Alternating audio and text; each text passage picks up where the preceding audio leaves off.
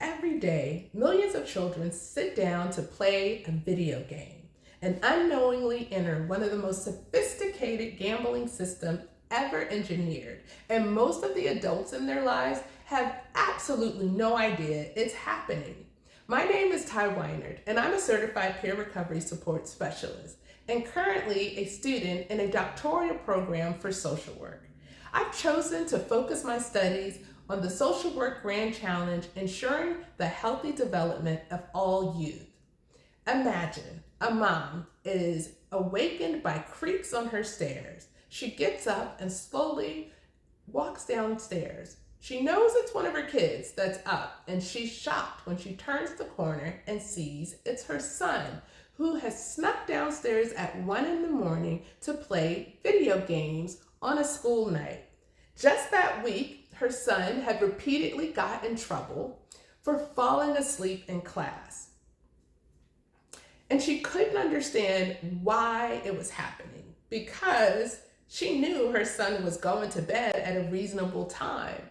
He had become irritable as late because the family decided he could not and should not be playing video games during the week. So he was limited to only playing his video games on the weekends. I'll get back to that story a little later. Now, let's head on over to a major city on the East Coast at a high school that has had an increase of violence at the school. The principal is approached and shown a presentation on youth problem gambling prevention. He tells the local problem gambler council representatives, "We don't need that here at my school. There's no gambling happening. That's really an adult kind of problem. We just don't have that problem here." Keep that in mind as I go to my last story. Now, listen to this. When I learned about a New England boarding school where male students were gambling with each other by playing a basketball video game, sometimes when they should have been in class, I was stunned. These 3 stories have very interesting endings, and I will share them with you shortly.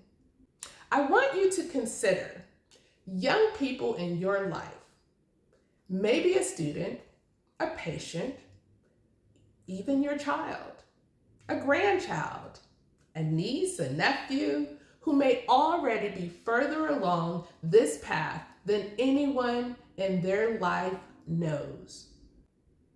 Just like that principal at the high school, the public perception is gambling is for adults. It's casinos, the lottery, online sports betting, and the reality is in 2026, the most sophisticated gambling mechanism in history lives inside the video games children play. Come explore with me the growing and largely invisible crisis of youth problem gambling and video gaming disorder. Why it has become one of the most urgent public health crises and challenges facing families, schools, communities, and policymakers here in the United States.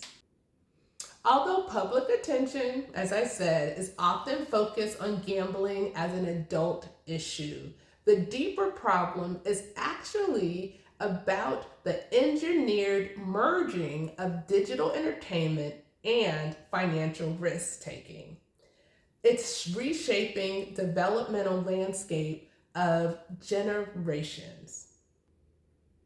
From loot boxes, skin betting, esports wagering, prediction markets, and variable ratio reward system, millions of children are exposed to gambling mechanisms before they developmentally, legally, or emotionally are equipped to recognize the risk.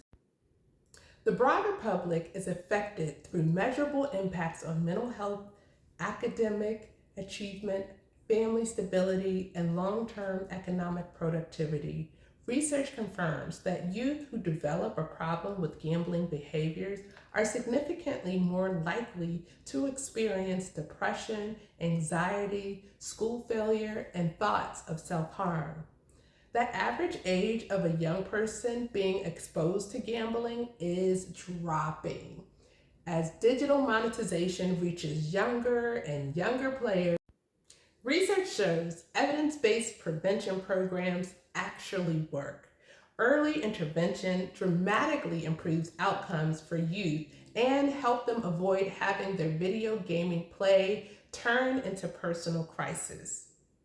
I think we are all up to the challenge to think differently about our own roles as parents, aunts, uncles, educators, clinicians, policymakers, and community members in helping to address this crisis before it intensifies further. You might be thinking, well, why is this problem growing? The National Council on Problem Gambling released a national survey March of 2026 that found 65% of US adults reported gambling before reaching legal age, and our youth face problem gambling at rates 2 to 4 times higher than adults. The Evergreen Council on Problem Gambling reports that approximately 8.4% of Washington state adolescents are already at risk. Current systems are failing, from schools who are rarely screening for digital addiction, primary care and counselors, providers do not routinely ask about gambling or video gaming behaviors with their patients. And the regulatory frameworks governing loot boxes in the United States remains a legal gray zone, enabling an industry that's generating billions in revenue from the underdevelopment of children's brains.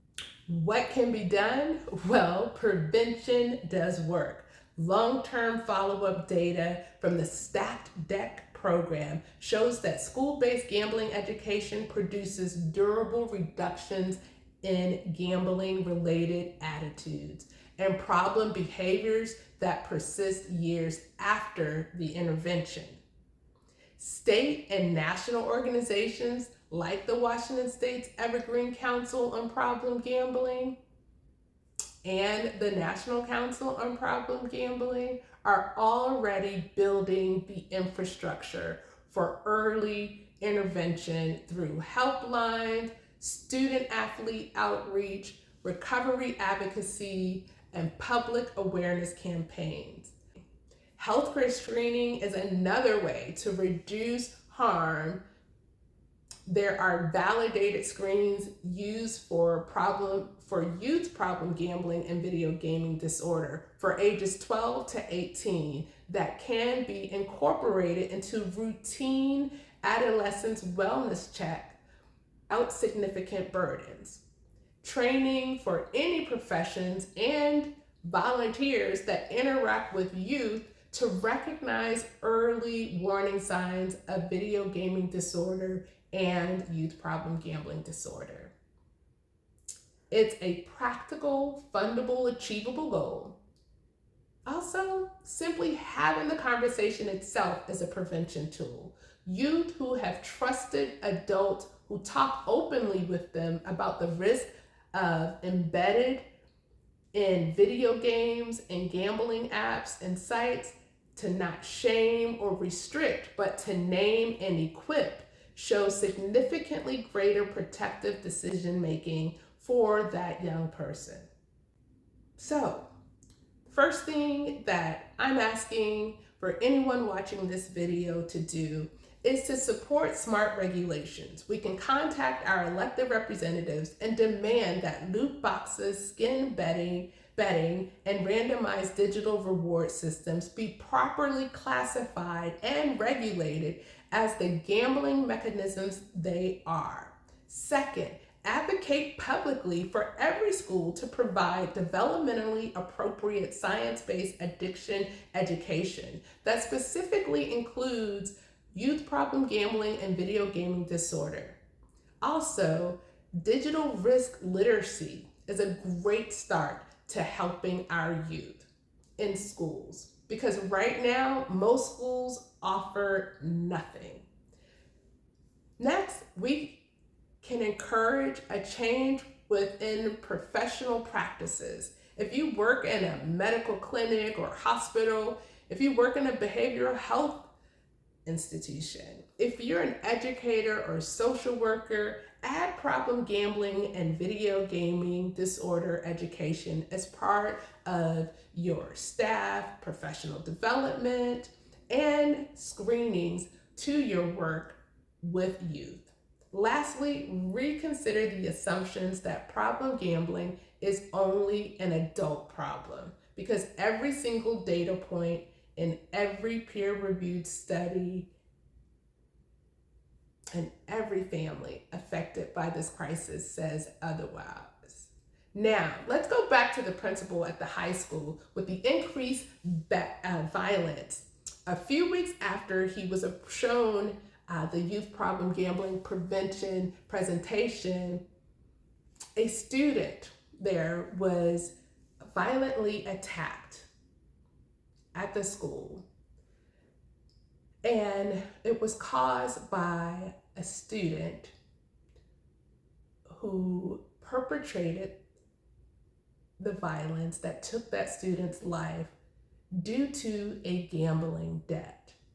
Just because as an educator you don't see students gambling at school doesn't mean that they aren't gambling at school.